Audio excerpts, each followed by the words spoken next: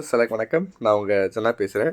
இப்போ என்ன கடன் பார்க்க போகிறோம்னா, 2026 தமிழக வெற்றி கழகம் வரலாறு படைக்கும். அது யார் சொல்லியிருக்காங்கன்னா, நம்ம ஆதவ் அர்ஜுனா சார் சொல்லியிருக்காங்க. என்ன விஷயம்னா, 2026ஆம் ஆண்டு வந்து சாமானிய எளிய மக்களுக்கான ஆட்சியை வந்து நம்ம தமிழக வெற்றி கழகம் வந்து அளித்து ஒரு புதிய வரலாறு படைக்கும் அப்படின்னு சொல்லியிருக்காரு. அதே மாதிரி 1967 வந்து அண்ணா படைத்த மகத்தான வெற்றி, அப்புறமேட்டு வந்து பண்ணையார் அந்த ஆதிக்கத்தை வந்து தகர்த்து வரலாறு செஞ்சது போல் வந்து இன்றைய பண்ணையார் மனநிலை ஆதிக்கத்தை வந்து நான் மண்ணிலிருந்து அதை அப்புறப்படுத்தி தமிழக வெற்றி கழகம் ஒரு புதிய வரலாறு படைக்கும் அப்படின்னு சொல்கிறாங்க. இது யார் அவர் மீன் பண்ணி சொல்கிறாருன்றது நம்ம சொல்ல வேண்டியதில்லை, நம்ம எல்லாருக்கும் தெரியும்.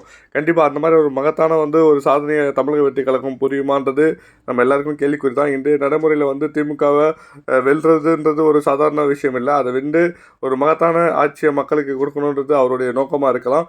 பட் ஆனால் அதுக்கான விஷயத்தை வந்து மக்கள் அவருக்கு ஒத்துழைப்பு தருவாங்களா, அவருக்கு ஓட்டு போட்டு அவர் அந்த சீட்டில் உட்கார வைப்பாங்களான்றது பெரிய ஒரு கேள்விக்குறியான விஷயம் தான். இருந்தாலும் என்ன நடக்குதுன்றதை நம்ம வெயிட் பண்ணி பார்த்துட்டு அதை பற்றி பேசுவோம். தேங்க்யூ.